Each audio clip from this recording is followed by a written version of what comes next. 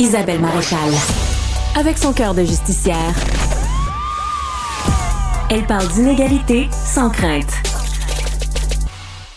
Merci beaucoup de vous joindre à moi pour cette deuxième heure d'émission. La prochaine histoire va probablement vous toucher au cœur et vous frustrer aussi parce que c'est pas la première fois qu'on parle des écarts, des abus des directions de protection de la jeunesse.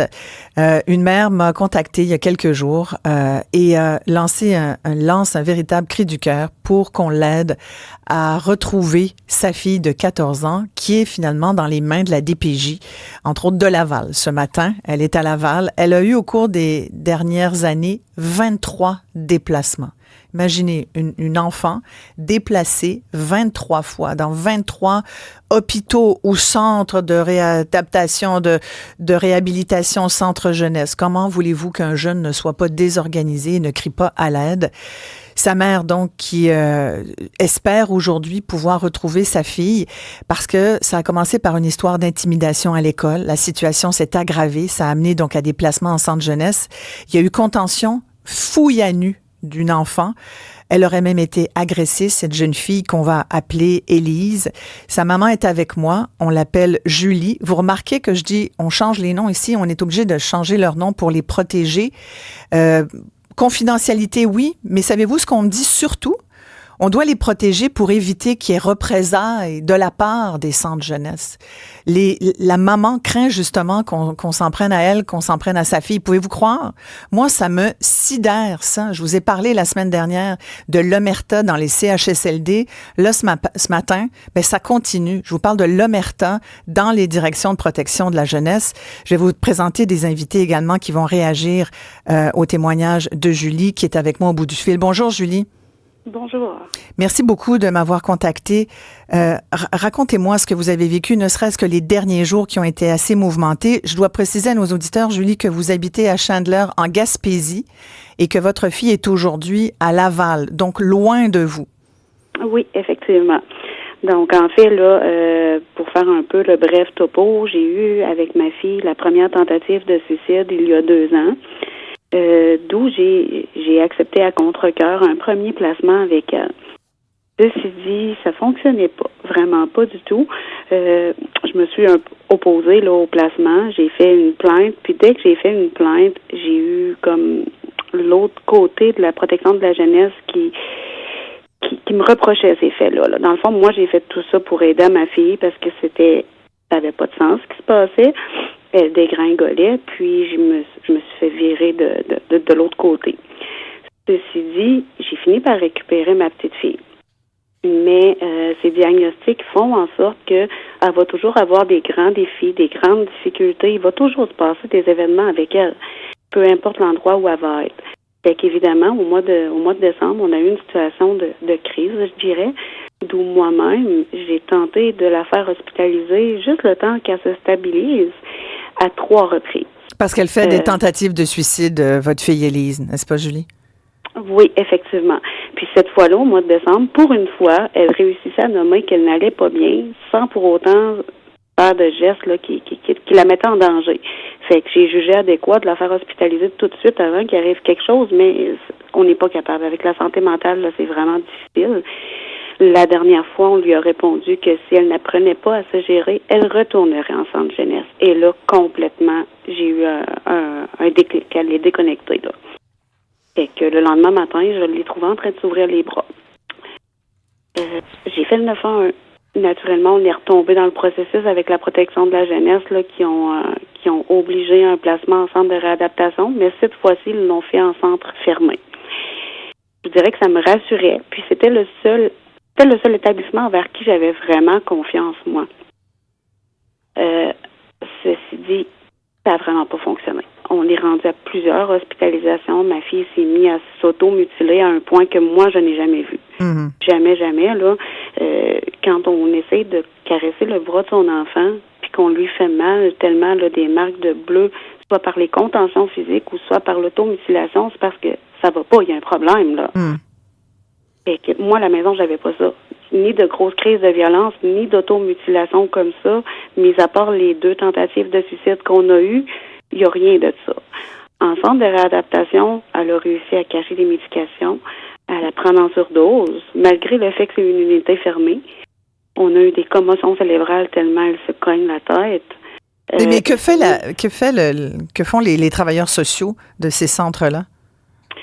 Honnêtement, moi, on m'a dit que j'ai eu plusieurs versions. Souvent, là, on me disait, les jeunes vont frapper avec leurs coudes, c'est pas des coups réels à la tête. Mais là, on a bien vu que ma fille, c'était réel, elle avait plein de marques sur la tête, là. Fait qu'à un moment donné, on me disait qu'on la soutenait, qu'on lui tenait la tête, etc. Il y a d'autres fois où on ignorait les comportements. Et c'est là que moi, j'ai un problème. On ne peut pas ignorer les comportements de mon enfant parce que clairement, c'est ce qu'elle veut se détruire. Oui. Vous avez d'ailleurs fait une plainte, Julie, auprès du commissaire aux plaintes et la Commission des droits de protection de la jeunesse qui a engendré une enquête. Depuis, vous essayez de récupérer votre fille qui a 14 ans aujourd'hui. 14 ans aussi, que c'est le chiffre, c'est l'âge magique. À partir de 14 ans, les parents n'existent plus au sein des institutions. On s'est parlé au cours des derniers jours, vous et moi, Julie, souvent, puis vous me disiez, je suis même pas au courant d'où est-ce qu'elle est. Elle a fait une autre tentative de suicide dimanche. Elle a été transférée aux soins intensifs à Rivière-des-Prairies. Vous êtes toujours en Gaspésie pendant ce temps-là. Et ça a pris au moins 24 heures avant qu'on vous dise qu'elle allait être à nouveau transférée à la DPJ de Laval. C'est un peu ça l'histoire. Oui, c'est un peu ça. Dans le fond, là, le centre de Laval m'a averti, oui, qu'elle avait fait un passage à l'acte et qu'elle était partie se faire hospitaliser là, à l'hôpital de la Cité de la Santé. Je connais pas trop l'endroit. Moi, à partir de là, j'ai fait mes petites recherches. J'ai appelé souvent l'hôpital pour me rendre compte que l'hôpital n'avait aucune de mes coordonnées. Il ne savait même pas que j'avais l'autorité parentale sur ma fille. À partir de là, on m'a avisé qu'elle s'en allait à Rivière-des-Prairies. Puis, c'est mon enfant qui m'a appris hier qu'elle désirait retirer son consentement médical et qu'il y avait eu une mesure de protection immédiate de prise. La DPJ m'a appelé en fin de journée, mais j'étais au courant déjà. T'sais. Ça fait pas de sens. Je ne suis jamais informée. Et la dite fouille à nu, jamais je n'ai été informée. Elle avait quel âge quand on l'a fouillée à nu? 14 ans. 14 ans. Et là, ouais. Elle vous l'a dit, votre fille. Elle a témoigné de ce qu'elle a vécu? Oui, après, c'est un étranger qui a fait le signalement. Donc, de ce que je peux comprendre, lui, il devait y participer. Et il a signalé la situation parce que ça n'allait pas, là. Ça va pas, c'est pas légal. Ma petite avait clairement refusé cette fouille-là et on l'a mise sous contention physique. Puis, tenez-vous bien, parce que moi, les propos que ma petite m'a rapportés, sans nommer de nom, m'a été, oui, maman, j'ai oublié de te dire ça, mais oui, j'ai dû faire ça.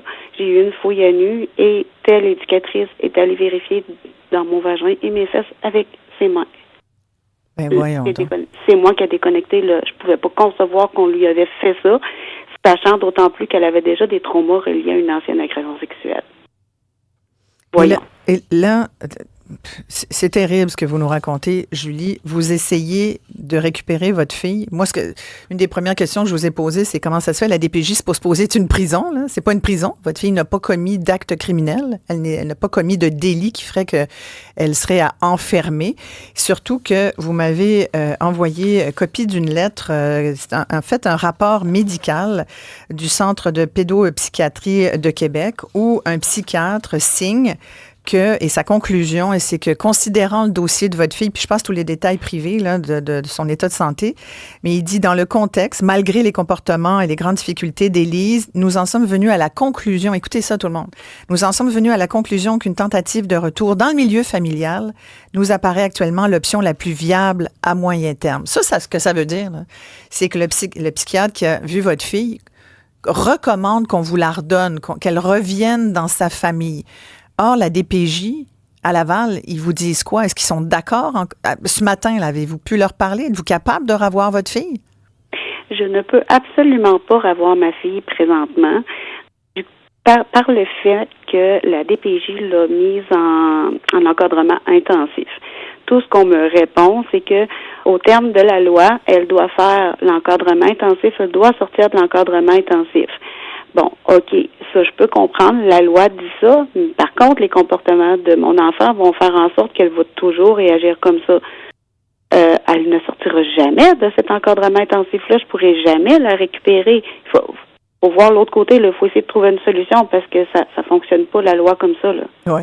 Écoutez, on la met en danger carrément. Complètement. Puis on comprend bien là, que je passe les enjeux médicaux de votre fille Élise, mais c'est une enfant qui, depuis qu'elle a 8 ans, subit de l'intimidation. Ça s'est transformé en agressivité aussi par rapport à tout ce qui s'appelle autorité scolaire et autres. Et sa façon de réagir, c'est d'attenter à ses jours. Là. On compte plus les tentatives de suicide. Et j'ai même vous m'avez envoyé des conversations avec votre fille que vous avez enregistrées où sincèrement, là, on l'entend, là, on dirait un petit animal qui crie à l'aide, qui est en détresse. C'est tellement... J'avais les larmes aux yeux, Julie, d'entendre votre enfant. J'imaginais que ça soit la mienne. Puis sincèrement, j'ai demandé à 2 spécialistes, 2 expertes de venir essayer de nous expliquer un peu ce qui se passe. D'abord, Maître Valérie Assouline, qui est avocate en droit de la famille. Merci beaucoup, Maître Assouline, d'être là.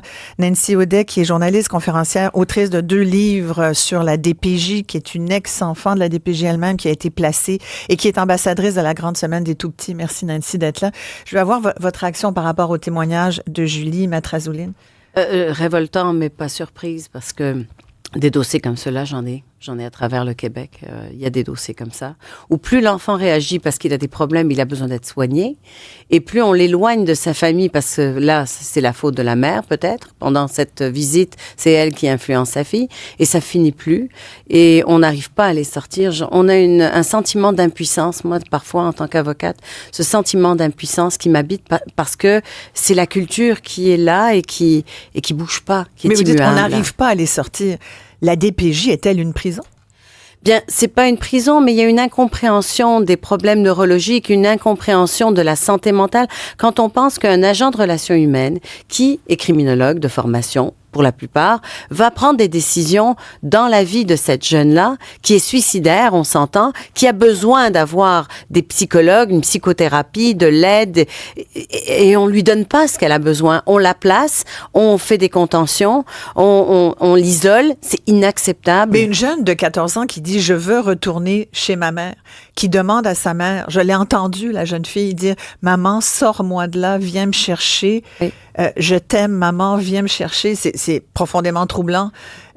Comment ça se fait que cet enfant-là, qui le demande, donc qui le verbalise, sa mère le dit également, je suis apte à reprendre ma fille. Elle a l'autorité parentale.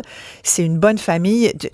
Sincèrement, là, ça fait plusieurs jours qu'on est on est capable un peu de juger les bons parents quand même. Là. Absolument. Je vois tout ce qu'elle a fait. 23 transferts un peu partout au Québec. Comment ça se fait que la DPJ garde l'enfant? Eh bien, vous savez, avec le rapport médical que vous avez lu, je pense que c'est une porte de sortie pour la sortir. Et je pense qu'une mesure d'urgence pourrait être appliquée ici pour qu'elle sorte. Mais c'est pas évident non plus d'obtenir ce rapport-là. Elle l'obtient aujourd'hui. Donc, c'est vraiment inacceptable. Et ça se voit et on le voit partout. Et on rentre dans ce système, dans cette roue-là qui est très bien... incrusté dans cette culture, malheureusement, qui ne bouge pas. Et c'est ça qui arrive. C'est terrible. On va revenir aux mesures pour aider Julie, cette mère, parce que c'est pas vrai qu'on va rien faire pour vous, Julie. On va essayer de régler ça. Là. On a la bonne personne pour ça avec Maître Assouline. Nancy Audet, je t'ai tout de suite appelée parce que, au-delà du fait qu'on est amis et qu'on a beaucoup de points communs sur plein de choses dans l'enfance, mais tu es devenue, au fil des ans, de par ton expérience, une grande défendresse des tout-petits au Québec, des enfants placés. Il y a toutes sortes d'histoires qui sortent. Ce matin, nous sortons cette histoire-là, mais des collègues à la presse sortent aussi depuis 2 jours des informations à l'effet qu'à la direction de la protection de la jeunesse de Laval, on place des enfants qui ne devraient pas être placés. Et on vient d'apprendre que la DPJ de la Mauricie et du Centre du Québec vient d'être placée sous tutelle. C'est arrivé il y a à peine 1 heure. C'est donc le gouvernement qui a demandé la mise sous tutelle de la DPJ. Il y a tellement d'histoires. Je ne sais plus on ne sait plus par quel moment. Oui, exactement. Qu'est-ce qui se passe? Ça fait plusieurs années qu'on demande des états généraux parce que ça ne peut plus durer. Ça ne peut plus continuer.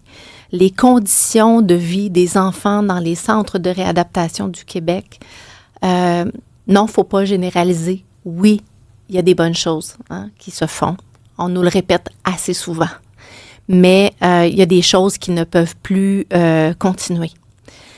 C'est un système qui est très répressif, qui nous fait penser beaucoup au système carcéral, hein, des petites cellules d'isolement où on enferme les enfants, des contentions, des fouilles à nu sur des enfants qui ont subi des agressions sexuelles. On revictimise les enfants. Comment un système censé protéger les enfants les plus vulnérables de notre société peut faire subir ça à des enfants? C'est incompréhensible, c'est inacceptable. Mais Nancy, tu as eu le temps d'écrire 2 livres, de faire des séries documentaires. À chaque fois, on interpelle le ministre des Affaires sociales, Lionel Carman. Vous le faites aussi, Maître Azoulin, depuis des années. On fait juste se répéter qu'on est vraiment tanné, là.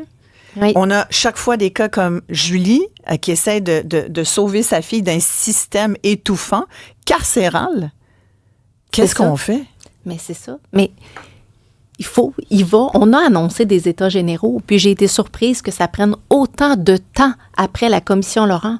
Parce qu'il y a 4000 personnes, Isabelle, qui ont été entendues pendant cette commission qui a coûté 12 millions de dollars aux Québécois. Des témoignages tellement troublants. Moi, je me suis dit, les gens au ministère de la Santé et des Services sociaux vont écouter ces témoignages et ils vont dire « Wow! » Il y a un déclic qui va se faire. Il y a un déclic qui va se faire. Ouais. C'était tellement, tellement troublant. Puis on arrive 2 ans plus tard, on est encore là. L'immobilisme. Et là, soudainement, on nous annonce ça. Là. Moi, je ne comprends pas ça. Puis je veux m'adresser, Isabelle, aux fonctionnaires à Québec, au ministère, puis aux sous-ministres. Il est temps d'agir. Au ministre Carman aussi. Mais, Monsieur Carman, je pense que ça fait 6 ans qu'il est en poste. C'est une éternité en politique. Il avait l'opportunité de faire avancer ces choses-là. Mais es-tu conscient de ça? Je pense que ce qu'on m'a souvent répété, c'est qu'il n'obtenait pas les vraies informations. C'est qu'on lui mentait, qu'il n'avait pas les bonnes données, les bonnes informations. Tu ne l'as pas déjà invité, d'ailleurs, à aller sur le terrain avec toi? Il est venu avec moi en centre des réadaptations parce que je voulais qu'il voie de ses yeux. J'espérais. Je me suis dit, quand tu rentres dans un centre jeunesse, là, tu ne sors pas de là intact. Et je pense que Maître Assouline le sait. Tu sors de là troublé. Et si, après cette visite-là, tu ne te mets pas en action, pour moi, c'est une incompréhension totale. On voyait des images, Maître Assouline, d'unité où les jeunes étaient enfermés, là. Puis on est là, toute la société civile trouve que c'est bien puis ça l'est, là, c'est bien épouvantable, des Airbnb, pas de fenêtres. Oui. Mais ces unités-là, dans les centres jeunesse, ils n'ont pas de fenêtres non plus. Ça serait le fun qu'on soit outrés là-dessus aussi. Oui, et on bâtit des centres pour nos aînés, c'est bien. Mais il faut aussi investir sur l'enfance. C'est l'avenir du Québec, sur les familles. Là, on brise une famille. On prend sa fille, on la déplace à Laval alors qu'elle habite en Gaspésie. C'est inacceptable. Et ça, des dossiers comme ceux-là, il y en a énormément. Et oui, il y a des bonnes interventions, mais il y a encore des dossiers comme ça et il y en a trop. Et là, avec l'enquête qui est sortie en plus, aujourd'hui dans la presse... La mise en tutelle. C'est bouleversant. Qu'est-ce qu'on doit faire, là? D'abord, dans le cas très précis de Julie, je vous oublie pas, là. Oui. Je sais que vous êtes en Gaspésie. D'ailleurs, c'est un enjeu pour vous. Vous avez 2 autres enfants, d'ailleurs, qui ont des enjeux de santé. Vous êtes en arrêt de travail depuis 2 mois. Vous m'avez dit, d'ailleurs, que autant c'est long, hein, pour être dans le système, pour avoir des fois de l'aide du gouvernement, autant dès qu'ils ont su au gouvernement que votre enfant était placé, les allocations familiales ont été coupées là, dans les jours qui ont suivi. Ça a été bien rapide. Eh bien, c'est bon à savoir. Ça marche toujours comme ça, Maître Azoulin? Écoutez, je trouve ça tellement épouvantable. Et pour obtenir un psychologue, un psychoéducatrice, c'est impossible. Ouais. Donc, pour Julie, qu'est-ce qu'on peut faire directement, là? Il y a un rapport médical, il y a un psychiatre qui s'est prononcé. C'est clair, c'est sans équivoque. Elle devrait retourner devant le tribunal, demander une mesure d'urgence. Il y a nécessité à ce que des changements soient faits et à ce que cette jeune-là retourne auprès de sa famille. Donc, pour Julie, ça veut dire engager un avocat, une avocate? C'est ça. C'est quoi la procédure? C'est d'aller devant un tribunal, c'est d'engager un avocat, de prendre des procédures immédiatement et de retourner vers le juge qui a été saisi de ce dossier-là. Avez-vous les moyens de faire ça, Julie, vous prendre un avocat? Vous voyez, le problème, c'est que, oui, j'ai contacté mon avocat pour le faire. J'ai également contacté l'avocat de l'enfant. Oui. Votre fille a un avocat aussi. C'est obligatoire. Oui, fait que mon avocat me répond qu'il n'est pas disponible. Ben, c'est un peu hors de ses compétences. Ben, elle a changé d'avocat, là, Julie. Oui. C'est urgent. Oui, puis au niveau de la Gaspésie, j'ai fait le tour des avocats. Vraiment le tour. Personne ne veut prendre le dossier. Est-ce que ça doit être un avocat local? En fait, c'est là où il y a un enjeu en Gaspésie, parce que j'ai plusieurs demandes de Gaspésie. Il faut faire une demande de procéder à distance, parce que sinon, c'est des coûts exorbitants. Les avocats doivent se déplacer. Et en effet, c'est petit, la Gaspésie. Il n'y a pas énormément d'avocats. Donc, c'est certain qu'il faut engager un avocat et demander de procéder à distance, ou peut-être voir dans les régions à côté. Moi, si madame m'appelle, je pourrais voir lui trouver un avocat. Merci beaucoup. Certainement qu'on va vous aider à vous trouver un avocat qui puisse faire ça. Puis normalement, Maître Azuline, ça prend combien de temps? Et l'avocat de cet enfant? Oui. Et là, un avocat, il est où? Il fait quoi? Bonne question. Parce qu'on nous dit toujours, Isabelle, et c'est important de le dire, que tous les enfants de la DPJ sont représentés par un avocat. Et on se vante de ça.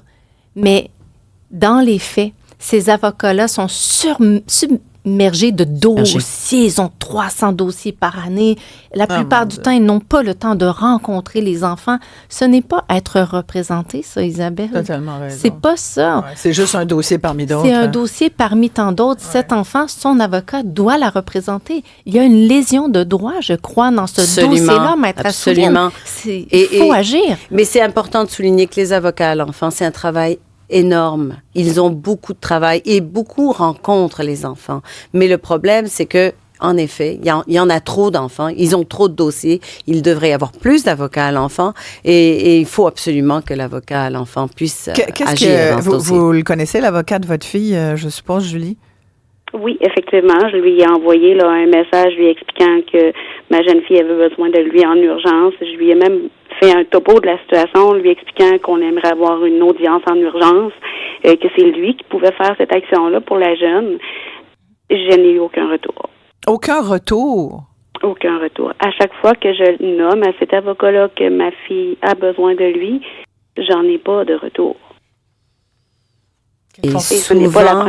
Et souvent, en tant qu'avocat qui défend les parents, on est obligé de faire cette demande en urgence parce que les avocats sont débordés. Et c'est là un enjeu vraiment. Mais être débordé, Maître Azuline, ça peut pas être une justification. C'est pas un argument, mais il faut qu'il y ait moins d'engorgement du système. Il faut qu'il y ait moins de dossiers à la cour. Cette mère-là, il faudrait qu'on ait plus de bienveillance quand on parle d'enfants. Il faut surtout que la DPJ se mêle de ses affaires aussi, peut-être. Pourquoi il y a tant d'enfants à s'occuper? C'est parce qu'il y a peut-être des enfants qui sont placés, qui méritent pas d'être placé aussi. Il y a ça. Comment tu vois ça, Nancy? Ou parce qu'il n'y a pas de service. Oui, Cet enfant est en détresse. Ouais. Elle a besoin de service. Elle a besoin de voir un psychologue. Elle a besoin de thérapie. C'est de ça dont elle a besoin, pas de se retrouver en encadrement intensif, enfermée dans des petites cellules verrouillées de l'extérieur. Puis elle n'a pas besoin de subir des contentions. Mettez-nous là-dedans. Là, Elle n'a pas de service. Cet enfant a besoin de service. Elle a besoin d'amour. Elle a besoin de sa maman. Elle a besoin d'affection. Elle a besoin que sa maman l'aborde le soir. C'est ça aussi qu'elle a besoin. C'est ça qu'on comprend pas. C'est comme les enfants sont des numéros, alors que ils ont des sentiments, ils ont des parents, ils ont des familles. Certainement qu'il y a des grands-parents qui aimeraient être autour de cette jeune-là. Ça, c'est l'autre enjeu. Les grands-parents, la famille proche, puis c'est ressorti également dans les papiers des collègues de la presse, mais on fait fi carrément des familles proches. On l'a vu, c'est un dossier que vous connaissez bien, Maître Azuline, toi aussi, Nancy, le dossier de la petite fille de Granby, qui est morte. Hein? La belle-mère a fait de la prison, le père aussi, mais dans cette histoire-là, la grand-mère, depuis le début, dit « Hey, moi, je suis là, je veux la prendre, je vais m'en occuper. » Et ça a été comme non. Oui. Mais on n'a pas appris de ça. On n'a pas appris. Ça fait 5 ans. Oui. En fait, c'est ça le problème. Vous savez, moi, ma jeune fille, là, Julie, allez-y. Un simple câlin suffit à l'apaiser et à l'arrêter. Oui, je l'ai entendu, votre fille. Votre voix la calme beaucoup, Julie. Oui. Et vous êtes tellement patiente avec elle. Vous êtes tellement... enveloppante avec elle. C'est très touchant de vous entendre parce que votre enfant a des enjeux depuis qu'elle est jeune. Mais c'est fascinant de voir que la DPJ, depuis le début, ne vous écoute pas. Non, malheureusement, non. On nous dit toujours, on est inquiet. Mais oui, moi aussi, je suis inquiète, puis je suis encore bien plus là parce qu'à chaque appel qui sonne, Je ne sais pas si on va m'annoncer le décès de ma fille ou encore un handicap ou peu importe. C'est toujours des appels qui sont de plus en plus dramatiques. Ça ne fait plus aucun sens. Il faut penser à la vie de ma fille, là. Il faut y penser avant qu'il arrive quelque chose.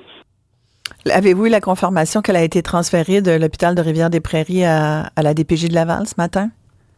Pas encore, parce que hier soir, il s'est passé une grosse situation avec elle, d'où elle a été, d'où la mesure de protection immédiate. Et de ce qu'elle me nommait, c'est que il y avait menace à l'effet que peut-être aujourd'hui, il referait la même chose. Donc là, j'ai pas eu de suite non plus à ce niveau-là. Ça veut dire En fait, c'est un cercle vicieux. Plus l'enfant réagit, plus on l'éloigne de ses parents, plus il réagit, plus on l'éloigne encore plus, et on comprend pas. Et on comprend pas ce qui se passe dans l'enfance. Il y a une incompréhension de l'enfance, du mécanisme, de la psychologie pour enfants. Chaque intervenant qui travaille auprès d'enfants devrait connaître la psychologie d'enfants. Alors, et c'est là où il y a encore un manque de formation. Il y a des bons intervenants, on le souligne, c'est important, parce que c'est pas facile de travailler en droit de la jeunesse et en jeunesse, mais il y a également des dossiers comme ça où il y a personne qui comprend rien. Mais Valérie, quand cet enfant arrive dans un centre jeunesse d'une autre région, à des kilomètres de chez elle, dans une unité, avec 10, 12 enfants qui ont tous subi des traumas complexes, des éducateurs qui tentent d'aider ces enfants-là, voient cette adolescente qui ne va pas bien, ils ne sont pas outillés pour l'aider, ils ne la connaissent pas, ils ne savent pas ce qu'elle a traversé dans sa vie, ils n'ont aucune idée. Exact. Comment voulez-vous qu'ils puissent aider cet enfant-là? Elle n'a pas d'affaires dans une unité comme ça. Ce n'est pas sa place. Personne ne sera en mesure de l'aider et de lui offrir ce dont elle a besoin. Et juste le parcours de votre fille, Julie, puis tu as tellement raison, Nancy et Dr. Azuline, juste le parcours, vous le regardiez pendant qu'on se parlait, ça commence le 3 octobre 22, donc il y a 2 ans. Hospitalisation en soins intensifs à Chandler, première tentative de suicide. Le lendemain, transport en hôpital à Maria, en pédopsychiatrie. 2 jours après, centre jeunesse, unité ouverte, premier placement à Bonaventure. Ensuite, tentative de suicide à nouveau au centre jeunesse à Maria. Elle est transférée dans une unité fermée à l'Arade à Gaspé. On est en mars. Ensuite, c'est une suite comme ça. Là, ça durerait longtemps jusqu'à finir par aujourd'hui. Elle devrait retourner au centre jeunesse de Laval. Comment voulez-vous, après 23 brassez-nous pendant... Tu nous amènes à 23 spots. Comme adultes, là, à un moment donné, on serait complètement désorganisé, on réagirait forcément. Alors que la loi prévoit la stabilité, c'est dans la loi. La stabilité d'un enfant, le maintien de ses liens avec sa famille, tout ça, c'est dans la loi. Et c'est pas respecté. Et vous savez, un jour, j'avais un dossier où, justement, il y avait une jeune suicidaire. Et c'est un jeune agent de relations humaines qui prend la décision à ce que la jeune ne voit plus sa mère. Et je me suis dit, mais mon Dieu, quelle lourde responsabilité. Si demain quelque chose arrive à cette jeune, qui est responsable? Mais comment est-ce qu'on peut prendre autant de responsabilités sur nos épaules lorsqu'on n'a pas les qualifications? Le psychiatre a donné son opinion, c'est lui qu'il faut suivre, c'est tout. Mais ça, c'est fascinant quand même. Tu as des rapports psychiatriques qui sont clairs. Et la maman est aussi la spécialiste de son enfant. Je veux quand même le rappeler. Il n'y a personne qui connaît plus son enfant que Julie et qui sait ce qui est bon pour son enfant. Écoutons la parole aussi des parents qui sont là pour leur enfant. Sa parole vaut de l'or, elle est importante. Julie connaît son enfant et il est urgent qu'on écoute la parole de cette maman. C'est très vrai. Et c'est ce qu'on essaie de faire, Julie, avec vous ce matin. On essaie surtout de vous aider parce que vous êtes un cas qu'on met en lumière, mais comme le disent très bien mes invités, Nancy Audet et Maître Valérie Assouline, il y en a beaucoup d'autres au Québec et dans d'autres DPJ. Je comprends là, qu'il faut dire qu'il y a des bons intervenants, puis d'accord, heureusement, c'est pas tout le monde qui est mauvais, heureusement, mais quand même, il y a trop de gens qui font pas leur travail.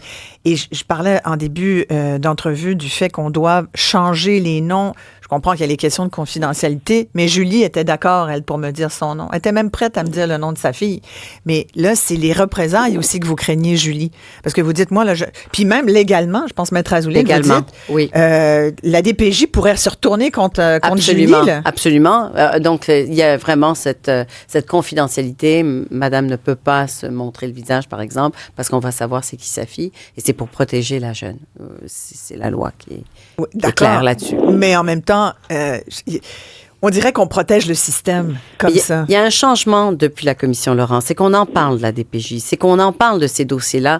Et ça, je pense que c'est tellement important de ne pas arrêter d'en parler comme vous le faites aujourd'hui, parce que c'est ça qui met en lumière, qui réveille un peu. Oui, mais au-delà de ça, j'ai envie de dire. On en parle, mais nous, ça fait longtemps que tu en parles. C'est parce que la confidentialité des dossiers, parfois, on se demande, ça protège qui? Exact. Est-ce qu'on protège vraiment l'enfant?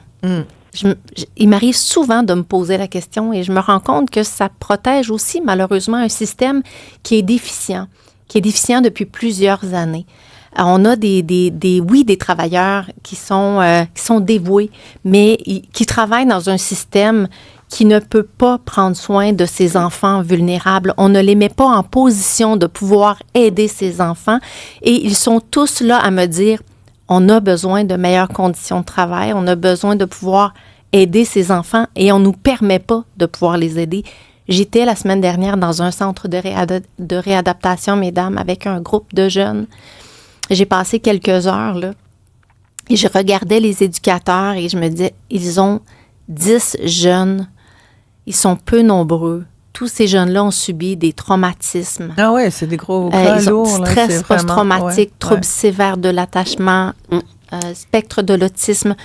Et on met tous ces enfants-là ensemble dans une petite unité et on dit à ces éducateurs-là, bonne chance, allez-y.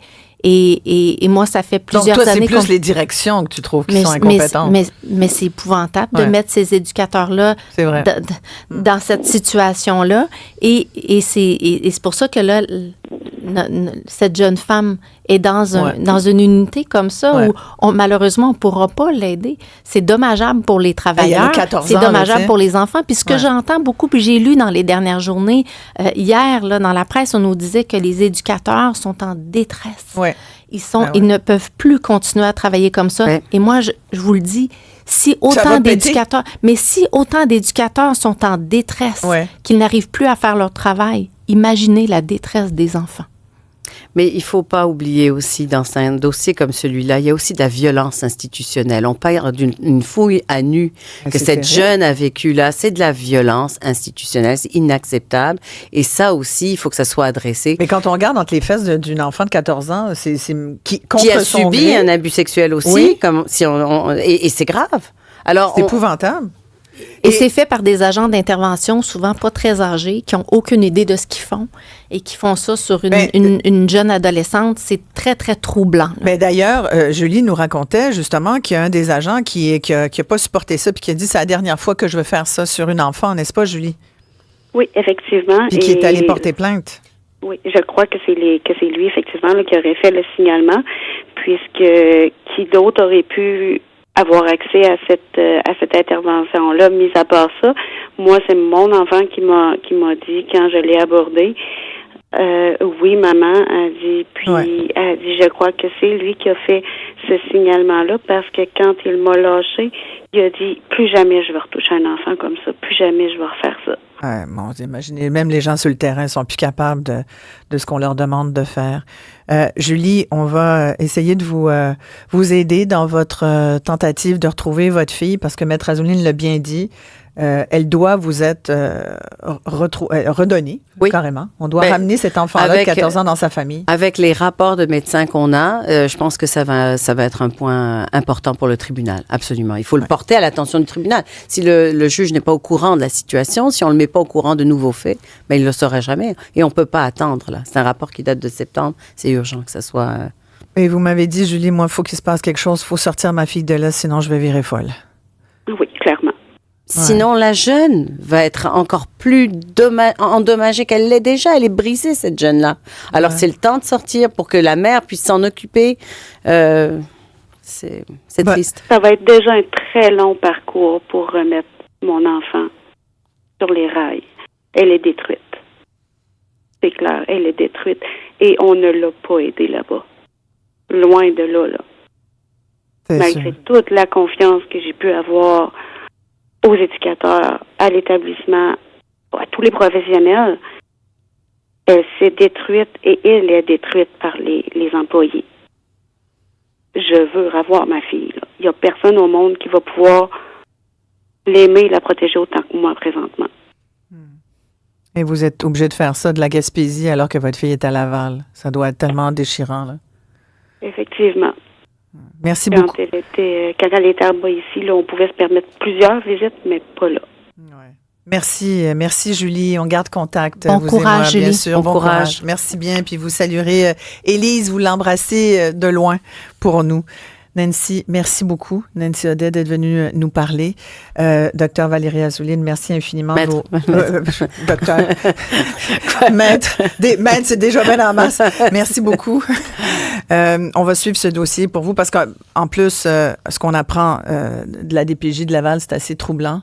Et des DPJ un peu partout, entre autres la Mauricie du centre du Québec. Je vous rappelle que le gouvernement vient de demander la mise sous tutelle de la DPJ dans ces secteurs-là. Donc, comme quoi on a brisé les droits de dizaines d'enfants. On aurait placé d'ailleurs même, c'est quand même assez grave, il y a plein de choses qui sont sorties, là. On a arraché des bébés. Oui, on a placé des enfants en adoption. À des enfants qui, sans que ça respecte les critères d'adoption. On a arraché des bébés, un bébé à une maman à l'hôpital, sans la prévenir qu'on prenait son enfant et qu'on l'amenait dans une famille adoptive. C'est tellement troublant. Ce matin, j'en tremblais. Je ne peux pas croire. Et ça fait des années qu'on sait qu'il y a des graves problèmes là-bas.